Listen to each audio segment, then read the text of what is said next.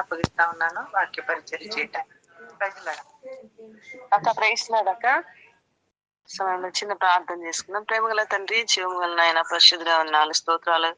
ఈ సమయంలో ప్రభా మరి లేఖన భాగంలో ద్వారా నాతో మాతో మాట్లాడి మీ నామాన్ని మహింపరచుకుంటూ రమ్మని దేవావందనములు స్తోత్రములు చెల్లిస్తూ నీ కృపను కోరుకుంటూ యేసు ప్రభువుల వారి నామమున ప్రార్థించి అడిగి వేడుకొనుచున్నాం తండ్రి, ఆమేన్. ఇక్కడ మనం చూసుకున్నట్లయితే 9వ వచనంలో ఒక మాట, నీకంటే ముందుగా ఉండిన వారందరికంటేను అధికముగా కీడు చేసి ఉన్నావు, నన్ను బొత్తిగా విసర్జించి ఇతర దేవతలను పోతపోసిన విగ్రహములను పెట్టుకొని నాకు కోపము పుట్టించి ఉన్నావు. ఇక్కడ ఈ కోపము పుట్టించి ఉన్నావు అని మనకు తెలుగులో ఉంది. అదే మనము ఈ హెబ్రీ భాషలో ఒక మాట చూసుకున్నట్లయితే కా ఆస్ అని ఉంటది. కా ఆస్ అంటే ఈ మాటకు కొన్ని అర్థాలు ఏమని ఉన్నాయంటే కోపము, బాధ, దుఃఖము, దుఃఖింపబడుట, రెచ్చగొట్టబడుట. కానీ వీటన్నిటిని చూసినప్పుడు చాలా బాధాకరమైనది ఏంటంటే, మనము చూసుకున్నట్లయితే చాలా సార్లు ప్రభుకు కోపం పుట్టించింది, దుఃఖము, బాధ ఈ మాటలు తక్కువ ఉంటాయి. ఈ రెచ్చగొట్టబడింది మనము పాపము చేసినప్పుడు, మనం ప్రభుకు విరోధముగా జీవించినప్పుడు ప్రభువును రెచ్చగొడుతున్నామంట. ఈ మాట చాలా బాధ అనిపించింది నాకు. పొద్దున ఉదయకాలంన నేను రాత్రి వాక్యం చూసుకోలేదు కానీ రాత్రి అంతా తలనొప్పి ఎక్కువ ఉన్నింది. ఉదయకాలంలో లేచినప్పుడు వాక్యాన్ని చూసుకుంటే ఈ మాట చూసినప్పుడు చాలా బాధ అనిపించింది. కనుక అందుకనే ప్రభు మనలందరినీ క్షమించలాగన ఒప్పుగోలు పాట పాడమన్నది. ఎందుకంటే మనం అందరం కూడా ఎన్నోసార్లు ప్రభువును మనం చేసిన పాపము చేత, మనం చేసినటువంటి వాటి చేత ఆయన్ని రెచ్చగొడతా ఉన్నామంట. ఒక మాట ఏంటంటే, రెచ్చగొట్టడం అంటే అవతల వ్యక్తికి మన మీద కొద్దిగా కోపం ఉంటది. ఆ కోపాన్ని మనము రెచ్చగొట్టినప్పుడు ఏమైతుందంటే ఇంకా కోపం అధికమవుతుంది. ఇంకా కోపం అధికమైపోయి మనకు ఇంకా అధికంగా కీడు చేయాలన్నటువంటి విధానంలో మనము రెచ్చగొట్టడం, ఉన్నదానికి ఇంకా ఎక్కువ చేసి రెచ్చగొట్టడం. కనుక మనం అనేక సార్లు ప్రభు సన్నిధిలో ఇటు విధానంలోనే మనం జీవించే వారంగా ఉంటా ఉన్నాం. ఇశ్రాయేల్ ప్రజలలో యూదా రాజులు, ఇశ్రాయేలీల రాజులు అని సొలొమోను కాలము తర్వాత రెహబాము రాజు అయినప్పుడు వారిని 2 రాజ్యాలుగా విడిపోతా వచ్చారు. 10 గోత్రాలని దేవుడు యరొబాముకు అప్పగించినప్పుడు యరొబాము ఇంకా అధికంగా పాపం చేస్తా వచ్చినాడంట. అందరికంటే ఎక్కువ చేసింది యరొబాము. కనుక యరొబాము కుటుంబములలో ఎవరు కూడా సమాధికి పోరు. ఒక కుమారుడు చనిపోయినా ఆ కుమారుడు తప్ప ఎవరు కూడా నీ కుమారులలో ఎవరు కూడా ఎక్కడికి పోరంటే సమాధికి పోరు అని చెప్తాడు ప్రభు. ఎంత భయంకరమైన మాట చూడండి. 13వ వచనం, అతని నిమిత్తం ఇశ్రాయేల్ వారందరూ అంగలార్చుదురు, సమాధిలో అతనిని పెట్టుదురు. ఇశ్రాయేల్ దేవుడైన యెహోవా యరొబాము సంబంధులలో ఇతని యందు మాత్రమే అనుకూలమైన దాన్ని కనుగొనను గనక యరొబాము సంతతి వారిలో ఇతడు మాత్రమే సమాధికి వచ్చును. ఇతడు మాత్రమే సమాధికి పోయినాడంట. మిగతా వాళ్ళందరి పరిస్థితి ఏమైతుందంటే వారందరినీ కూడా దేవుడు భయంకరమైన విధానంలో అప్పగిస్తా వచ్చినాడు. ఇదిగాక యెహోవా కోపం నిమిత్తం ఒక ఇశ్రాయేలు మీద రాజుగా నియమింపబోచున్నాడు.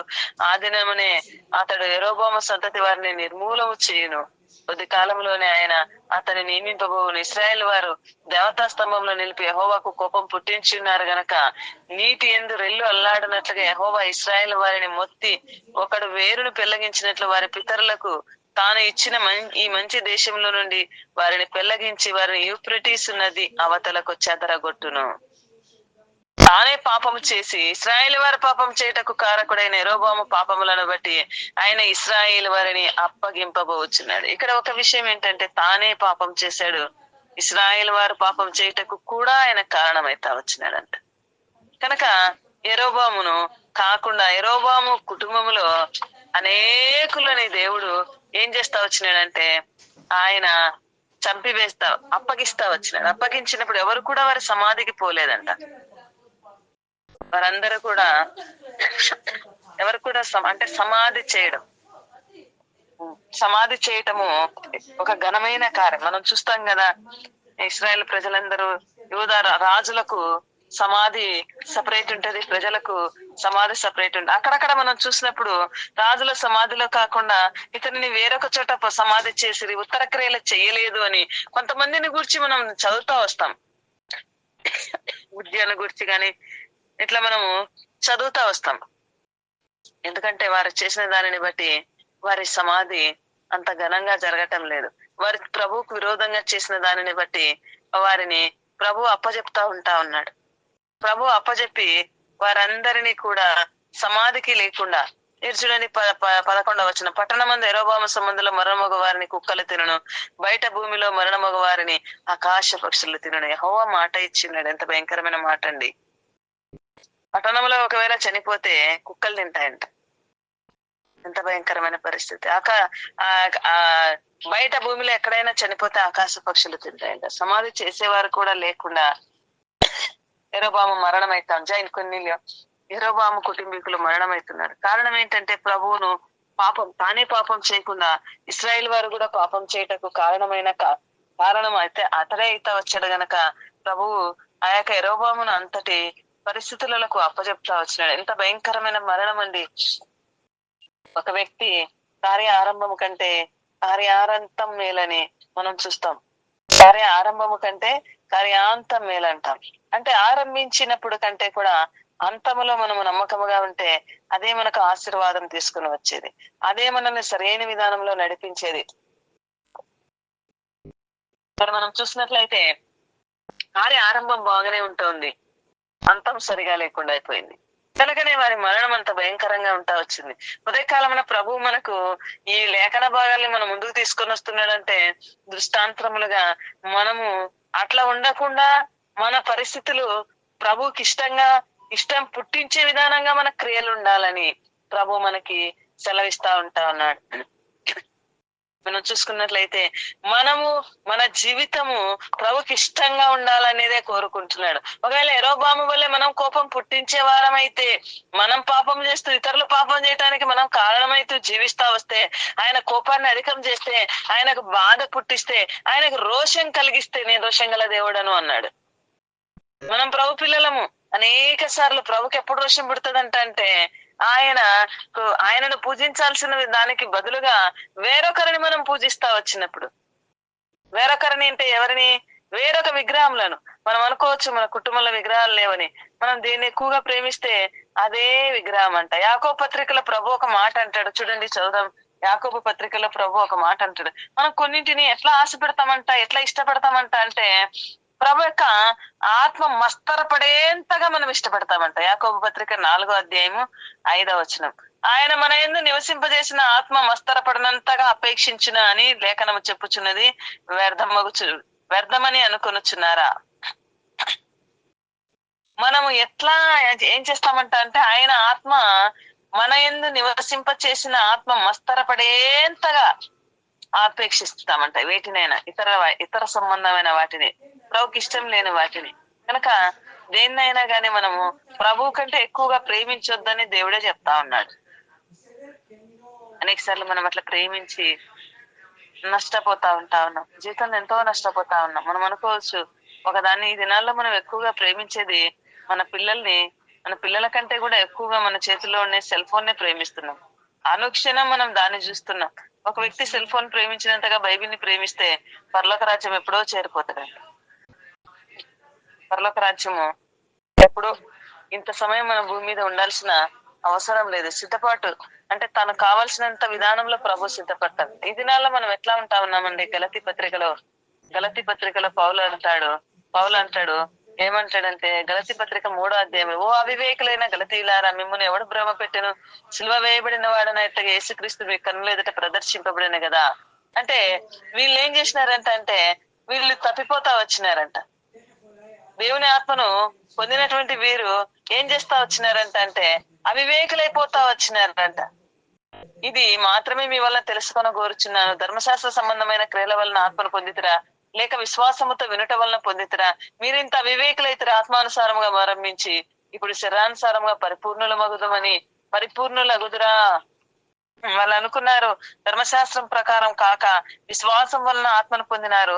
అయితే మరలా ధర్మశాస్త్ర క్రియలు చేయటానికి మరలా ఆరంభిస్తా వచ్చినారంట. కనుక ఆ సమయంలో పౌలు అంటా ఉన్నాడు, ఓ అవివేకులైన గలతీయులారా, ఆత్మానుసారంగా మొదలుపెట్టి శరీరానుసారంగా పరిపూర్ణులగుదురా. కనుక ఆత్మానుసారంగా మనం మొదలుపెట్టి మనం శరీరానుసారంగా పరిపూర్ణము కాలేము. ఇక్కడ వీరు ఆత్మానుసారంగా మొదలుపెట్టి శరీరానుసారంగా ముగించినారు. వీరి యొక్క స్థితి ఎంత భయంకరంగా ఉంటా ఉంది. ఎవరు కూడా వీరు మరణానికి సమాధికి చేయబడలేదు. ఒక ఈయన తప్ప, కుమారుడు తప్ప, యెరొబెయాము కుమారుడు తప్ప, ఈయన తప్ప ఎవరు కూడా ఏం చేయలేదంట, సమాధి చేయబడలేదంట. తను మాత్రమే సమాధి చేయబడ్డాడు. ఎంత భయంకరమైన పరిస్థితి అంటే ఇది మనము ఎక్కడా చూడం. చనిపోయిన వారిని కుక్కలు తింటున్నాయంటే పూడ్చేవారే లేరు, పూడ్చిపెట్టేవారే లేరు. ఒకవేళ భూమి బయట ఎక్కడైనా చనిపోయినారంటే వారిని ఆకాశ పక్షులు తింటా ఉన్నాయంట. ప్రభు ఎట్లా అప్పగించినాడు, ఎంత భయంకరమైన పరిస్థితి. ఇట్లాంటి పరిస్థితుల మధ్యలో ఇశ్రాయేలు ప్రజలు ఉంటా ఉన్నారు. దేవుడు వారిని తొలి మంచి దేశంలో నుంచి వారిని పెళ్లగించినాడంట. వారిని పెళ్లగించి వారిని చెదరగొట్టినాడంట. వారిని చెదరగొట్టి ఇశ్రాయేల్ వారిని అప్పగించేసినాడు, శత్రువులకు అప్పగించేసినాడు. ఇశ్రాయేల్ వారు శత్రువులకు అప్పగింపబడ్డాడు. నెబుకద్నెజరు గురించి మనము చూస్తే మన దినాన కుటుంబ ప్రార్థనలు నేను చూస్తా వచ్చా. ప్రభు అంటే ఆకాశ పక్షులను కూడా అతనికి అప్పచెప్పినాడంట. ఈ మాట చూసినప్పుడు నాకైతే ఆశ్చర్యం అనిపించింది. ఏంటి, ఆకాశ పక్షులను కూడా ప్రభు అప్పగించినాడా వారికి? ఆకాశ పక్షులను కూడా నేను అప్పగించేసినాను, వారిని ఎవరికి? నెబుకద్నెజరు రాజుకు నేను అప్పగించినాను అంటాడు. అంటే అంతటినీ ప్రభు అప్పగించేసినాడంట. పక్షులను, జంతువులను, ప్రతిదీ కూడా ప్రభు అప్పగించేస్తా వచ్చినాడంట.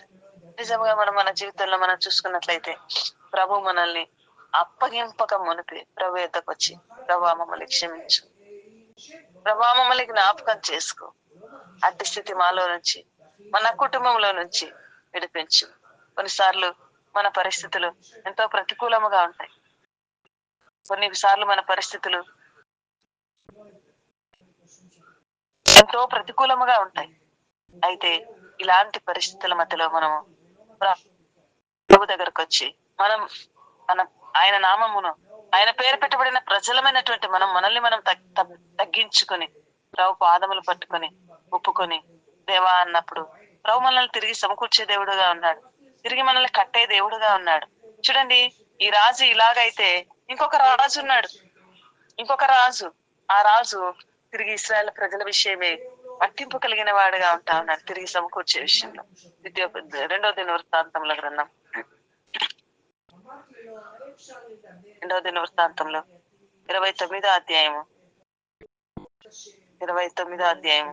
2వ వచనం. అతడు తన పితరుడు దావీదు చర్య అంతటి ప్రకారం యెహోవా దృష్టికి యథార్థముగా ప్రవర్తించిన. ఇతడెవరంటే ఈయన హిజ్కియా రాజు. అతడు తన ఏలుబడి యందు మొదటి సంవత్సరమున మొదటి నెల యెహోవా మందిరపు తలుపులను బాగు చేసి, తలుపులను తెరచి వాటిని బాగు చేసి, యాజకులు లేవీయులను పిలువనంపించి తూర్పుగానున్న రాజవీధుల వారిని సమకూర్చి వారికి ఇలాగ ఆజ్ఞ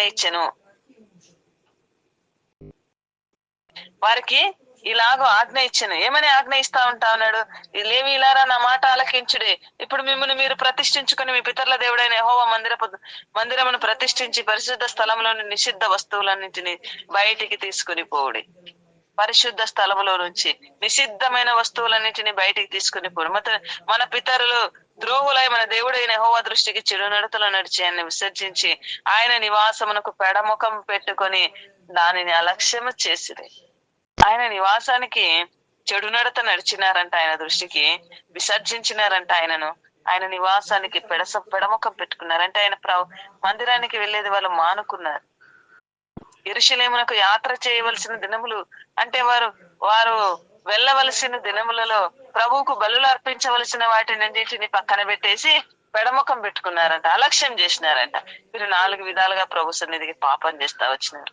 పితరులు ద్రోహులైనారంట, చెడు నడతలు నడిచినారంట, విసర్జించినారు, నివాసమునకు పెడముఖం పెట్టుకుని అలక్ష్యం చేసినారు. ఇవి 5 విధాలుగా ప్రభు సన్నిధికి దూరస్తులైపోతా వచ్చినారు. అయితే ఇప్పుడు ఈయన ఏం చెప్తా ఉంటా ఉన్నాడు? మరియు వారు మంటపం యొక్క ద్వారములను మూసివేసి దీపములను ఆర్పివేసి పరిశుద్ధ స్థలములు పరిశుద్ధ స్థలమందు ఇశ్రాయేలు దేవునికి ధూపం వేయక దానబలు అర్పింపక ఉండిరి. కనుక అందుచేత యెహోవా యూదా వారి మీద యెరూషలేము కాపురస్తుల మీద కోపించి మీరు కనులారా చూచినట్లుగా వారిని ఆయన భీతికిని విస్మయమునకును నిందకును ఆస్పదము చేసిన కాబట్టి మన తండ్రులు ప్రతి చేత పడిరి, కుమారులు కుమార్తెలు వారి చెరలోనికి పోయిరి. వారి పరిస్థితి ఎట్లా ఉన్నిందంట, దేవునికి వారు ప్రభు సన్నిధికి రావటానికి ప్రభువును వారు ద్రోహులైనారు, చెడు నడతలు నడిచినారు, విసర్జించినారు, పెడముఖం పెట్టుకున్నారు, అలక్ష్యం చేసినారు. ఆ కారణం చేత వారు ఏమైపోతా వచ్చినారంట అంటే వారి పితరులైనటువంటి వారిని భీతికిని నిందకు ఆస్పదముగా వారిని అప్పగిస్తా వచ్చినారంట. అట్టి చేత తండ్రులు పడిపోతా వచ్చినారంట, కుమారులు కుమార్తెలు చెరలోనికి పోతా వచ్చినారు. ఇంతటి భయంకరమైన పరిస్థితులు మన కల్లారా మనం చూసినాం గనక ఇప్పుడు మన మీదనున్న ఇశ్రాయేలు దేవుడైన యెహోవాకు మహోగ్రతను చల్లారనట్లు ఆయనతో మనం నిబంధన చేయవలనని నా మనస్సులో అభిలాష పుట్టెను. నా కుమారులారా, యెహోవాకు పరిచారకులయ్యండి, ధూపం వేయిచుండుటకును తన సన్నిధి నిలుచుటకును తన పరిచర్య చేయుటకును యెహోవా మిమ్మల్ని ఏర్పరచుకున్న గనక మీరు అశ్రద్ధ చేయొద్దు. లేవీలతో చెప్తా ఉన్నాడు, మీరు అశ్రద్ధ చేయొద్దు, మిమ్మల్ని ఏర్పాటు చేసుకున్నాడు ప్రభు. అప్పుడు వారు ఏం చేస్తా వచ్చినారంటే దేవుని మందిరమును పవిత్రపరిచినారంట. 16వ వచనం, పవిత్రపరచుట యాజకులు మందిరపు లోపలి భాగమున పోయి యెహోవా మందిరంలో తమ కనబడిన నిషిద్ధ వస్తువులన్నిటిని యెహోవా మందిరపు ఆవరణంలోకి తీసుకుని రాగా లేవీలు వాటిని ఎత్తి కిద్రోను వాగులో పడవేసిరి. తమను తాము ప్రతిష్ఠించుకున్నారు. మొదట తిరిగి మందిరంలోనికి పరిశుద్ధ స్థలంలోనికి పోయి నిషిద్ధమైన వాటన్నిటిని తీసివేసుకున్నారు. ఉదయకాల సమయంలో ప్రభు మనతో సెలవిచ్చేది, నా హృదయంలో కూడా నిషిద్ధమైన వాటిని, ఏమి నిషిద్ధమైనవి, మన ద్రోహులమైన చెడు నడత నడిచినాం, విసర్జించినాం, పెడముఖం పెట్టుకున్నాం, ప్రభా నిర్లక్ష్యం చేసినాం, మమ్మల్ని క్షమించు, ఇది నా మధ్యలో జరిగింది, నన్ను క్షమించు ప్రభా. అనిషిద్ధమైన వాటన్నిటిని తీసివేసి తిరిగి నేను నిన్ను సంపూర్ణంగా సేవించినట్లుగా ప్రేమించినట్లుగా నన్ను జ్ఞాపకం చేసుకొని ఉదయకాలం మనం ప్రభు సన్నిధికి వస్తే ప్రభు మనల్ని బాగు చేసే దేవుడుగా ఉంటా ఉన్నారు. కనుక వారు ఏం చేస్తా వచ్చినారంట, వాటన్నిటిని బాగులో పడవేసి యెహోవా మంటపమునకు వచ్చి ప్రకారం 8 దినములు యెహోవా మందిరమును ప్రతిష్ఠించు మొదటి నెల 16వ దినమున సమాప్తి చేసిరి. వారు అలాగున అన్నిటిని తీసి పారవేసి ఇప్పుడు ప్రభు సన్నిధికి వచ్చి వాటన్నిటిని ఏం చేస్తున్నారంటే, మరియు 19వ వచనం, మరి రాజైన అహాజేలే కాలంలోకి అతడు ద్రోహం చేసి పారవేసిన ఉపకరణములన్నిటిని మేము సిద్ధపరిచి ప్రతిష్ఠించి ఉన్నాము, అవి యెహోవా బలిపీఠం ఎదుట ఉన్నవి చెప్పిరి. అప్పుడు రాజైన హిజ్కియా పెందలకడ లేచి పట్టణపు అధికారులను సమకూర్చుకుని యెహోవా మందిరమునకు పోయాను. రాజ్యము కొరకును పరిశుద్ధ స్థలము కొరకు యూదావారి కొరకు పాప పరిహారార్థ బలి చేయుటకై 7 కోడెలను 7 పొట్టేళ్లను 7 గొర్రెలను 7 మేకపోతులను తెప్పించి ఉంచిరి గనక అతడు యెహోవా బలిపీఠం మీద వాటిని అర్పించుడని అహరోను సంతతి వారి యాజకులకు ఆజ్ఞాపించింది. ఇక్కడ ఎవరెవరి నిమిత్తము? రాజ్యం కొరకు, పరిశుద్ధ స్థలం కొరకు, యూదావారి కొరకు పాప పరిహారార్థ బలి. రాజ్యం కొరకు, తర్వాత పరిశుద్ధ స్థలం కొరకు, తర్వాత యూదావారి కొరకు పాప పరిహారార్థ బలిగా వాటన్నిటిని తెప్పించి అర్పించినప్పుడు వారు ఏం చేస్తా ఉన్నారంటే వాటన్నిటిని అర్పించి బలిపీఠం మీద ప్రోక్షించి రక్తాన్ని ప్రోక్షించి ఏం చేస్తా ఉన్నారు, ఆ రక్తాన్నంతా కూడా వారు ఆ రక్తమును బలిపీఠం మీద ప్రోక్షించి ఆ గొర్రెపిల్లను వధించినప్పుడు ఆ రక్తం బలిపీఠం మీద ప్రోక్షించిరి. పాప పరిహారార్థ బలికై రాజు ఎదుటికి సమాజం ఎదుటికి మేకపోతులను తీసుకుని రాగా తమ చేతులు వాటి మీద ఉంచిన తర్వాత యాజకులు వాటిని వధించిరి. ఇక్కడ 24వ వచనం మధ్యలో పాప పరిహారార్థ బలి అర్పింపవలని రాజు ఆజ్ఞాపించుడానికి ఇశ్రాయేలు అందరి నిమిత్తం ప్రాయశ్చిత్తం చేయుటకై బలిపీఠం మీద రక్తాన్ని ప్రోక్షించి పాప పరిహారార్థ బలిగా అర్పించిరి. ఇలాగ వారు చేసి దేవుని మందిరంలోను ప్రభువును వారు దహన బలి ఆరంభమవుతా ఉందంట. 27వ వచనంలో ఆరంభం అవుటతోనే బూరలు ఊదుట ఇశ్రాయేల్ రాజు దావీదు చేయించిన వాయిద్యంలోను వాయించుటతోను యెహోవాకు స్తుతిగానము ఆరంభమాయను. అంతసేపు సర్వ సమాజము ఆరాధించుచుండెను. ప్రభువును వారు ఒప్పుకుని ఇక్కడ బలి అర్పించినారు పాప పరిహారార్థ బలిగా. ఇక్కడ ప్రభువును ఆరాధిస్తా ఉన్నారు. 30వ వచనం చివరిలో సంతోషముతో స్తోత్రములు పాడి తలలు వంచి ఆరాధించింది. ఇప్పుడు తలలు వంచి ఆరాధించి ఇప్పుడు ఏం చేస్తా ఉన్నారంటే ఇక్కడ మనము ఒక సంఘ దర్శనాన్ని, ఈ దర్శనము ఈ పరిశుద్ధమైన గ్రంథంలో 3 చోట్ల కనపడుతుంది. ఆది కాండంలో కనపడుతుంది, యోబు గ్రంథంలో కనపడుతుంది, ఇక్కడ కనపడుతుంది. మనకు భక్సింగ్ గారి ద్వారా ఇచ్చినటువంటి ఒక పరిశుద్ధమైనటువంటి ఆ యొక్క నిబంధన కిందికి మనల్ని ప్రభు తీసుకుని వచ్చి ఆ యొక్క ఆరాధన బల్ల తీసుకునుట, చివరి కానుకలు, చివరి మెసేజ్, తిరిగి మూడో మెసేజ్ తర్వాత వారు కానుకలు అర్పించిన తర్వాత వారిని ప్రభు ఆశీర్వదించిన విధానము ఇదంతా కూడా పరిశుద్ధమైన గ్రంథంలో ఉన్నది మాత్రమే ప్రభు భక్త్ సింగ్ గారికి ప్రభు బయలుపరచడం ద్వారా ఆ విధానంలోనే సంఘ క్రమాన్ని ప్రభు భక్త్ సింగ్ గారు పరలోకపు క్రమాన్ని పరలోకపు యొక్క దర్శనాన్ని ఆ యొక్క దర్శనమును భూమి మీదికి ప్రభు తీసుకుని వచ్చినప్పుడు సంఘ దర్శనాన్ని అదే ఆకాశం నుండి కలిగిన ఆ దర్శనం పరిశుద్ధమైన గ్రంథంలో ఎట్లుందో అక్కడే ఈ వాక్యం ఈ 3 అధ్యాయాల్లో చదివితే గాని మనకంతా బయలుపడుతుంది. మనకంత సమయం లేదు గనక అట్లా చూసుకుంటా పోతాం. ఎప్పుడైతే వీళ్ళు ఆరాధించినారో వీరందరూ కలిసి ఆరాధిస్తా వచ్చినారో వెంటనే వీరు ఏం చేస్తా వచ్చినారంటే మేకలు తీసుకొని వచ్చి ప్రతిష్ఠించినారు. తర్వాత 34వ వచనం యాజకులు కొద్దిగా ఉన్నందున ఆ దహన బలి పశువులన్నిటిని ఉలవలేకపోయి పరిపూర్ణ కడ యాజకులు తమను ప్రతిష్ఠించుకుని వరకు సహోదరులు లేవీలు వారికి సహాయం చేసి తమను ప్రతిష్ఠించుకున్నటైంది. యాజకులు లేవీలు యథార్థ హృదయులను సమాధాన బలి పశువులు క్రొవ్వును దహన బలి పశువులను దహన బలులకు ఏర్పడిన ప్రాణార్పణములు సమృద్ధిగా ఉండని ఇలాగున యెహోవా మందిర సేవా క్రమము జరిగిన ఈ కార్యం అప్పటికప్పుడే జరిగిన దేవుడు జనులకు సిద్ధపరిచిన దానిని చూచి హిజ్కియా జనులందరూ సంతోషించినారంట. జనులందరూ సంతోషించి వీరేం చేస్తా వచ్చినారంట అక్కడ బలి అర్పించినారు. మన దగ్గర బలి మనం కూడా మనల్ని మనం ప్రతిష్ఠించుకొని ప్రభు సన్నిధిలోనికి వచ్చి పరిశుద్ధమైన గ్రంథంలో చెప్పినట్లుగా మనల్ని మనము ప్రభు సన్నిధిలో బల్లకు ముందుగా ఉన్నటువంటి ఆ మెసేజ్ ని బట్టి మనల్ని మనం సిద్ధపరచుకుంటాం. ప్రభా మమ్మల్ని క్షమించని ఆ విధానంగా ప్రభు సన్నిధిలోనికి వచ్చి వారందరూ తమను తాము తీసుకొని అప్పుడు పరిశుద్ధమైన మనం తింటాం. ఏంటిది? ద్రాక్ష రసం త్రాగుతాము. ప్రభు యొక్క శరీరం అని ఆయన శరీరాన్ని అని రొట్టెను తీసుకుంటాం. ఇక్కడ వీళ్ళు కూడా తమను తాము ఏం చేసుకున్నారంట ప్రభు సన్నిధిలోనికి వచ్చి తమ్మును తాము ప్రభు సన్నిధిలో ఒప్పుకున్నారు. వారందరూ ఒప్పుకున్నప్పుడు ఎఫ్రాయిం 18 వచ్చిన 30 అధ్యాయం 18 ఎఫ్రాయిము మనస్సే ఇస్సాకారు జబులూను గోత్రంలోను దేశంలో నుండి వచ్చిన జనులలో చాలా మంది తమను తాము ప్రతిష్ఠించుకున్న విధి విరుద్ధముగా హిజ్కియా పస్కాను భజింపగా ఇక్కడ కొంతమంది ఏం చేసినారంట తమను తాము ఏం చేసుకుంటా వచ్చినారంట ఒప్పుకున్నారు. తమను తాము ఒప్పుకొని దేవుని సన్నిధిలోనికి వచ్చి ఆ యొక్క పస్కాను భుజిస్తా వచ్చినారు. అయితే కొంతమంది ఏం చేసినారంట ఆయన సన్నిధిలో విధి విరుద్ధంగా ప్రతిష్ఠించుకొనక అంటే వాక్యం గురించి ఒప్పుకొనక మనం అంతా చూడలేం, టైం లేదు. అక్కడ చదివితే ఉంటది. వారు తమను తాము ప్రతిష్ఠించుకొని తీసుకున్నారంట. పరిశుద్ధమైన గ్రంథంలో రాయబడినట్లుగా వారు పస్కాను భుజిస్తా వచ్చి కొంతమంది ఏం చేసినారంట విధి పవిత్రపరచుకొనక పితరుల దేవుడైన యెహోవాను ఆశ్రయింపక మనస్సు నిలుపు ప్రతి వాని నిమిత్తము దయగల యెహోవా ప్రాయచిత్తం చేయునుగా కానీ ప్రార్థింపగా యెహోవా హిజ్కియా చేసిన ప్రార్థన అంగీకరించి జనులను స్వస్థపరిచిన చావకులు కూడా బల్లైపోతున్నాయి. ప్రభా ఎవరైతే తమను తాము నీ వాక్యానుసారంగా తమను తాము వాళ్ళు చెప్పే మాట ఏంటిది? మిమ్మల్ని మీరు పరీక్షించుకోనక ఎవరైనా తీసుకుంటే వారిని క్షమించు ప్రభు అని సేవకుడు కూడా ప్రార్థన. ఇక్కడ ఈ హిజ్కియా ప్రార్థన చేస్తే ప్రార్థన ప్రభు ఆలకించినాడంట. ఎంత శ్రేష్టమైన మాట ఇదండి. ఇక్కడ మరలా వారందరూ అయిపోయిన తర్వాత ఇక్కడ ఏం చేస్తున్నారంటే 27వ వచనం అప్పుడు లేవీయులైన యాజకులు వేసి జనులను దీవింపగా వారి మాటలు వినబడను. వారి ప్రార్థన ఆకాశమందున్న పరిశుద్ధ నివాసమునకు చేరాను.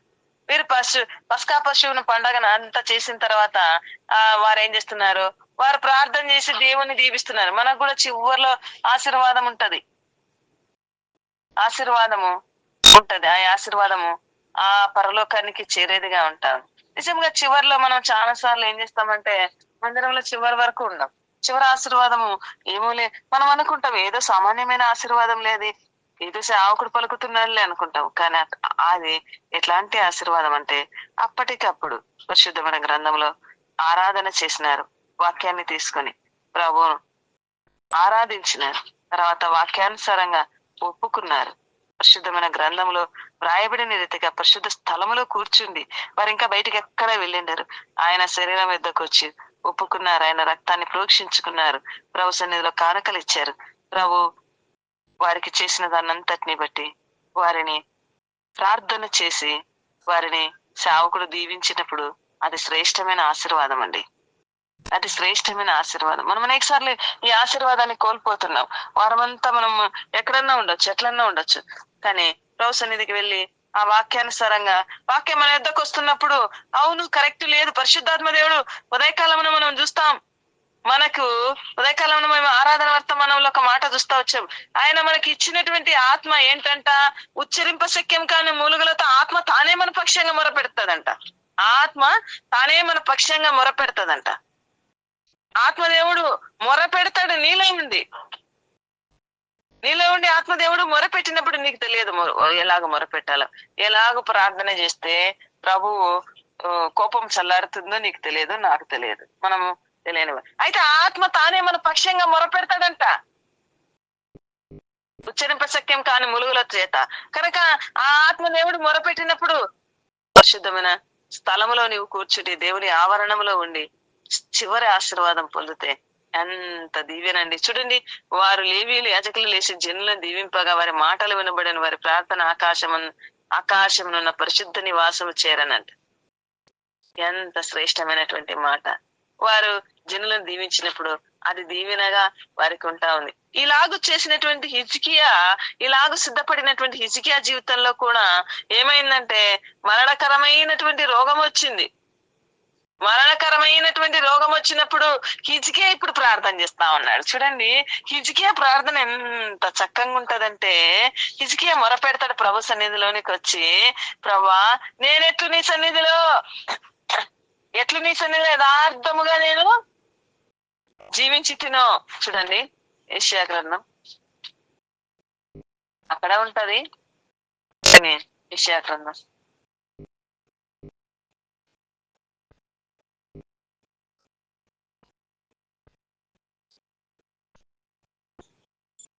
38వ అధ్యాయంలో ఆ దినములలో హిజ్కియాకు మరణకరమైన రోగం కలగా ప్రవక్త ఆమోజు కుమారుడు యెషయా అతని యుద్ధకు వచ్చి, నీవు మరణమవుచున్నావు, బతుకవు గనుక నీళ్లు చక్కబెట్టుకొనమని యెహోవా సెలవిచ్చుచున్నాడని చెప్పగా, అతడు తన ముఖమును గోడ తట్టు తిప్పుకొని, యెహోవా యథార్థ హృదయుడనే నేను సత్యముతో నీ సన్నిధిని నేను ఎట్లు నడుచుకుంటునో, నీ దృష్టికి అనుకూలముగా సమస్తమును నేను ఎట్లు జరిగించుతునో కృపతో జ్ఞాపకం చేసుకొనమని హిజ్కియా కన్నీళ్లు విడుచుచు యెహోవాను ప్రార్థింపగా, యెహోవాకు యెషయాకు ప్రత్యక్షమై.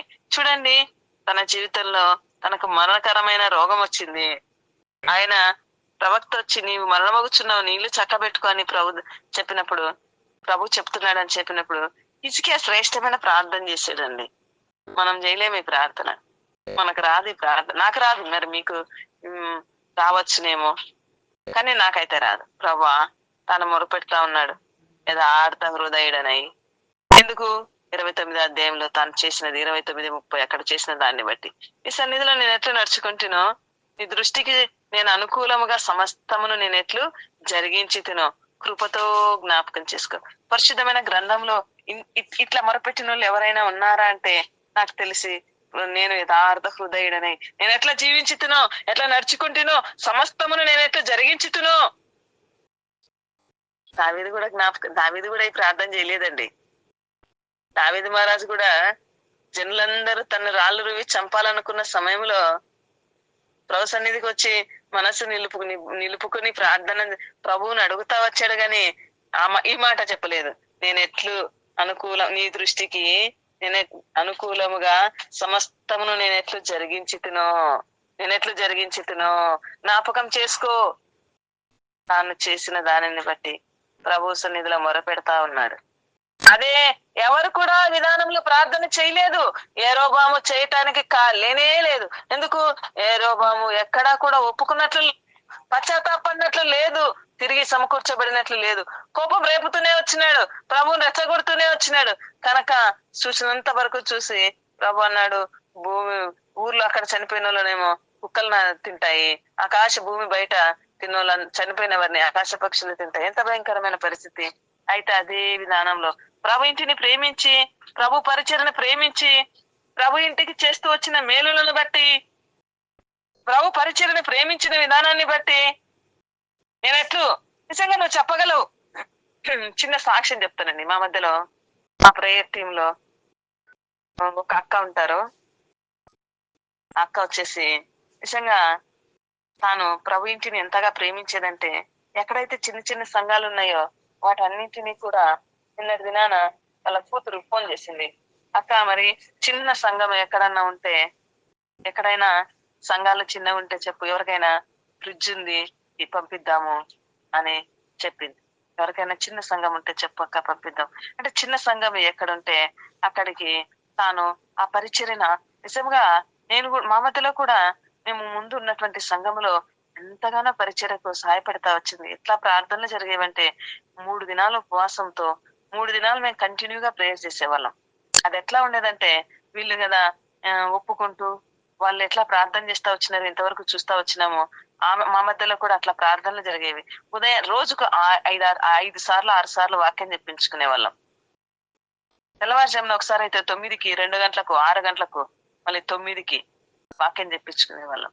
ఇట్లా వాక్యం చెప్పుకొని ఒప్పుకొని ప్రార్థన చేసేవాళ్ళం. ఎట్లా చేసేవాళ్ళం అంటే 3 రోజులు కూడా లేసేవాళ్ళం కాదు. ఓన్లీ స్నానాలకు తప్ప. తిండి లేదు ఇంకా. ఏదైనా స్నాక్స్ లాంటివి తినడం, ప్రార్థన చేయటం. 3 దినాలు ప్రభు సన్నిధిలో మోకరించి అట్లా మేము ఎన్ని దినాలు చేస్తా వచ్చాం. నిజంగా ఆమె ఎంతగానో ప్రభు పరిచర్యకు ఎంతగానో సహకరించేది, ఎంతగానో ప్రార్థన చేసేది.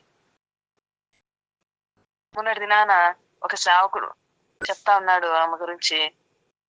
వెళ్తా వెళ్తా వాళ్ళ ఇంటికి వెళ్తే వాళ్ళకి భోజనం అంటే మేము ప్రార్థనలో కొంతమంది ఒకరినొకరు చూసుకోకుండానే ప్రేయర్స్ ని గడుపుతా వచ్చాం. ఎప్పుడూ చూసుకుంటా వచ్చాం. మొన్నటి దినాన ఒక సేవకుడు అక్క వాళ్ళ ఇంటికి వెళ్తే ఇంకొక ఒక ఆంటీ వృద్ధాప్యంలో ఉంటది, పద్మ ఆంటీ అని, రాధక్క కూడా తెలుసు. వాళ్ళందరూ వెళ్ళినప్పుడు మీరు ఒకరికొకరు చూసుకోకుండా ఇన్ని దినాల నుంచి ప్రార్థన ఎంత బాగా చేసుకుంటున్నారు అని నిజంగా ప్రార్థనకు ఆమె అంతా సహకరించేది. పిల్లల విషయంలో ఎన్నో గొప్ప కార్యాలు ప్రభు చేస్తా వచ్చినాడు. అందరూ అనుకున్నారు రెండో అమ్మాయి, ఒక చిన్న అమ్మాయికి మ్యారేజ్ అయింది, రెండో అమ్మాయికి మ్యారేజ్ కావడం కష్టం అనుకున్నారు.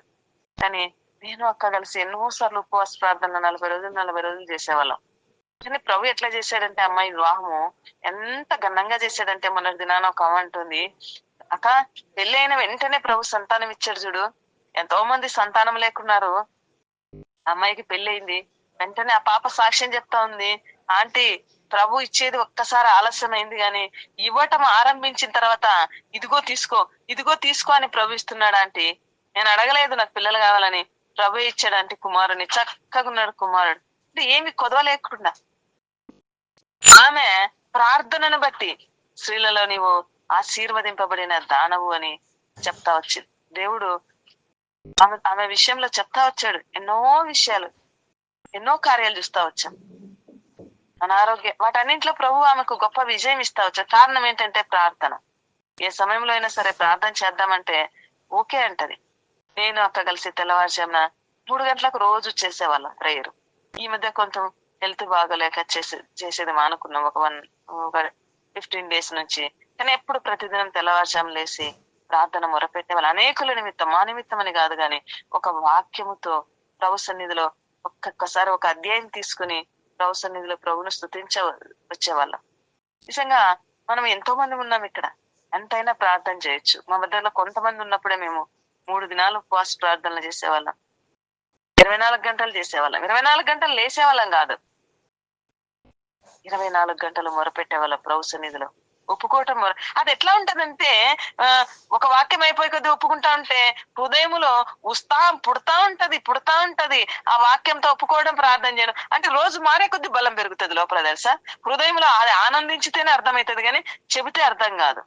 అట్లా ఉపవాసంతో కంటిన్యూగా వాక్యము ఒప్పుకోవటము. అసలు వాక్యం కూడా ప్రభు ఎంత చక్కని వర్తమానికులు ఇచ్చేవాడంటే అంత చక్కని వర్తమానము అట్లా ఉంటా ఉండేది. అది పరలోకం అనుభవం. అది నిజంగా అనుభవించాలి, మనం చూడాలి. 24 గంటల ప్రార్థన, 3 రోజుల ప్రార్థన ఎంత బలం ఉండేదో. అట్లా ప్రార్థనలు చేస్తా ఎన్నో కార్యాలు వాళ్ళ జీవితాల్లో చూస్తా వచ్చాం. మనం కూడా ఒప్పుకొని ఈ దినాలు నిజంగా హిజ్కియా మాత్రమే చెప్పగలడు, మనం చెప్పలేం. నేను ఎట్లు జరిగించి తినో కృపతో జ్ఞాపకం చేసుకు. ఈ ధైర్యం మనకు కావాలండి. ఈ విధానంలో మనం ప్రభు దగ్గరికి వెళ్ళాలి అంత ధైర్యంగా. ప్రభా నేను ఎట్లా చేసినాను ఇప్పుడు చెప్పగలదు ఆమె. ప్రభా మరి నేను ఎట్లు నీ సన్నిధికి, నీ ప్రజలకు, నీ బిడ్డలకు, నీ సేవకు నేను ఎట్లు చెప్పి అప్పగించుకుంటున్నావు, మరి ఇది నా అక్కర తీర్చయ్యని పోగలదు. మనం పోగలమా? అటు ధైర్యం మనకుందా? మనం అడగగలమా?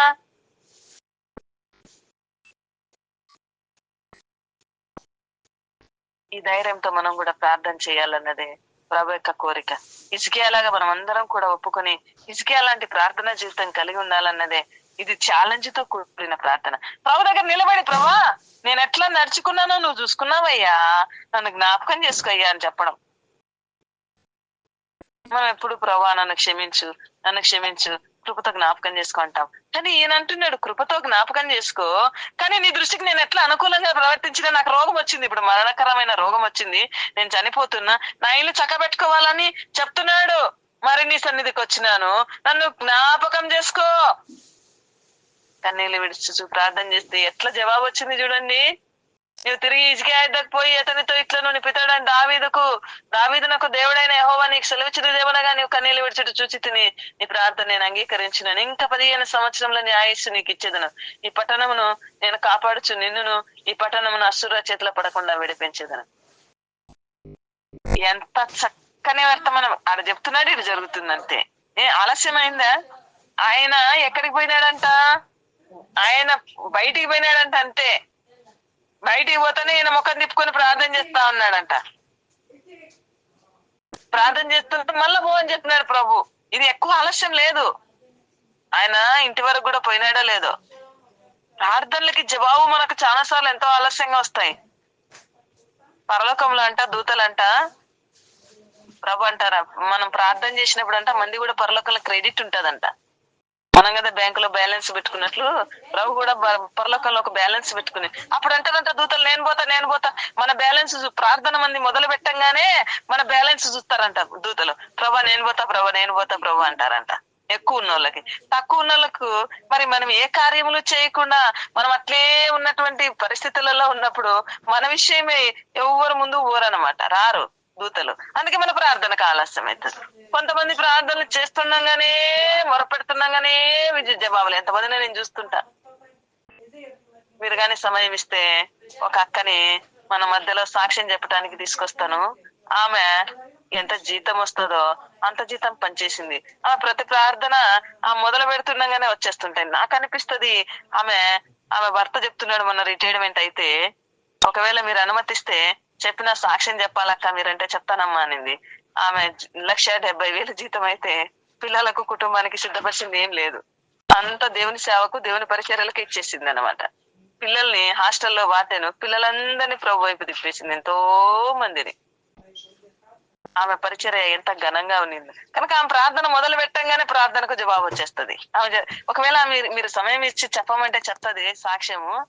ఎంత ప్రార్థన మేమందరం కలిసి చేసేవాళ్ళం అనమాట. ప్రార్థన ఎంత జవాబు వస్తుంది అంటే ఆ మొదలు పెడుతుండగానే జవాబు వస్తుంది. ప్రభు నేను నిజంగా ఒకసారి ఈ మాటలు వింటా వచ్చా. ఎక్కడంటే వీళ్ళు యూదులు వారు ధర్మశాస్త్రం గురించి చెప్పేటప్పుడు ఆ మాటలు వింటా వచ్చా. దూతలు మేం పోతామని నీది క్రెడిట్ ఉంటేనే నీ ప్రార్థనలకు జవాబు వెంటనే దిగుతుంది అన్నప్పుడు నిజంగా నా క్రెడిట్ లేదు ప్రభా. నేనన్నా ఏమని క్రెడిట్ తీసుకొని రాగలను? నా దగ్గర ఏముంది ప్రభా, నేను సేవలో ఉన్నా. కానీ నేను ఎవరి నిమిత్తం మొర పెడతానో ఆ ప్రార్థనలన్నీ జవాబు వస్తున్నాయి, ఏదైనా కానీ. నా విషయంలోనే ఆలస్యం అవుతా వచ్చింది. ప్రభు నేను అడుగుతా వచ్చా, ప్రభు నేను ఈ స్థితిలో ఉంచుతా వచ్చాడు. ప్రతి ప్రార్థనకి జవాబు తప్పకుండా వస్తుంది. ఒక వ్యక్తి ప్రార్థన పరుడు చనిపోవచ్చు గాని అతని ప్రార్థన జీవించి ఉంటదంట. కనుక ఈ సమయంలో మన ప్రార్థనలు కూడా హిజ్కియా లాంటి ప్రార్థన చేయనట్లు, హిజ్కియా లాంటి జీవితం మనం కూడా జీవించినట్లు, ఉదయకాల సమయ ఆ యొక్క యెరోబాము లాంటి జీవితం కాక మనం కూడా హిజ్కియా లాగా జీవించడానికి సమయంలో ప్రభు మనకు సాయం చేయనట్లు దేవుడు మన మధ్య ఈ వాక్యాన్ని ఆశీర్వదించును గాక, దీవించును గాక. మన అందరినీ కూడా ప్రభు అట్లా సిద్ధపరచును గాక. ఆమేన్. ఇంతవరకు కూడా మరి ప్రియ సహోదరి అనేకమైన మాటల ద్వారా మనల్ని ఎంతగానో బలపరుస్తూ వచ్చారు. మరి విన్నాం కదమ్మా, ఇంతవరకు యెరోబాము తన జీవితం ఎలా ఉండగలిగాడు దేవుని సన్నిధిలో? మరి దేవునికి మహిమకరమైన జీవితమా కాదా? మరి హిజ్కియా కూడా తన జీవితం ఎలా ఉంది? మరి ఇరువురి జీవితాన్ని కూడా అనేక విషయాల ద్వారా మరి సహోదరు మాట్లాడుతూ వచ్చారు. నిజంగా యెరోబాము ఎక్కువగా పాపము దేవునికి వ్యతిరేకత ఇవన్నీ కూడా ఉన్నాయి. నిజంగా ఎంతో భయంకరమైన జీవితం. దేవుని విసర్జించాడు, ఎంతో భయంకరంగా తన జీవితం ఉంది. ఆయన కోపం పుట్టించాడు. నిజంగా మరి తన జీవితం ఏమైపోయిందంటే వారి సంబంధుల్ని కూడా మరి వారు పట్టణంలో మరణం అయితే అన్ని ఏమవుతుంది, కుక్కలు తింటాయి, బయట భూములు అయితే పక్షులు తింటాయని యెహోవా సెలవిస్తా ఉన్నాడు కదా. నిజంగా అది ఎంతో భయంకరమైన పరిస్థితి కదా. మరి మన బ్రతుకు ఎలా ఉంది? యెరొబోము వంటి లక్షణాలు మనలో గిన ఉన్నాయా? మన పరిస్థితి ఎలా ఉంది? మనం దేవునికి ఎలా ఉండగలుగుతా ఉన్నాం? యెరొబోము లాంటి తిరుగుబాటు, ఆ పాపము, ఆ వ్యతిరేకత ఒకవేళ మనలో ఉంటే గనక మరి ప్రభువుని మనము రెచ్చగొట్టే విధంగా ఇతరులను మనం రెచ్చగొడతాము. మనుషుల దగ్గర మనము ఏదన్నా గొడవ ఉందనుకోండి, దాన్ని మనం శాంతపరిచే విధంగా ఉండాలి. ప్రభు కోపాన్ని కూడా మనం ఏం చేయాలి? శాంతపరచాలి. ప్రభువా నన్ను క్షమించు, ఏ పాపం ఉందని అడగాలి. అని యెరొబోము అలాగా ఏమీ అడగట్లేదు. నిజంగా యెరొబోము జీవితము, ఆయన పట్టణంలో మరి మరణాలు, అలా కుక్కలంటే మరి కుక్కలు దేన్ని తింటాయి? పడైపోయిన దాన్ని కదా అది తింటాయి. కుక్కలో తినే స్థితి అంటే అది చాలా హీనమైన స్థితి. ఇంకా నిజంగా మరి మన పరిస్థితి ఎలా ఉంది? మరి హిజ్కియా కూడా ఏం చేశాడు? తగ్గించుకున్నాడు. నిజంగా తగ్గించుకుని తను ప్రార్థనలు ఎలా ఉన్నాయి? మరి ఇప్పుడు వరకు ఇంట వచ్చాం కదమ్మా. మరి నేనేమి చెప్పనవసరం లేదు. ప్రతి మాట కూడా ఎంతో గొప్ప మాటలు మరి సహోదరు ద్వారా దేవుడు మనతో మాట్లాడుతూ వచ్చారు. మాట్లాడిన ప్రతి మాటను బట్టి దేవాది దేవునికి వందనాలు తెలియపరచుకుంటూ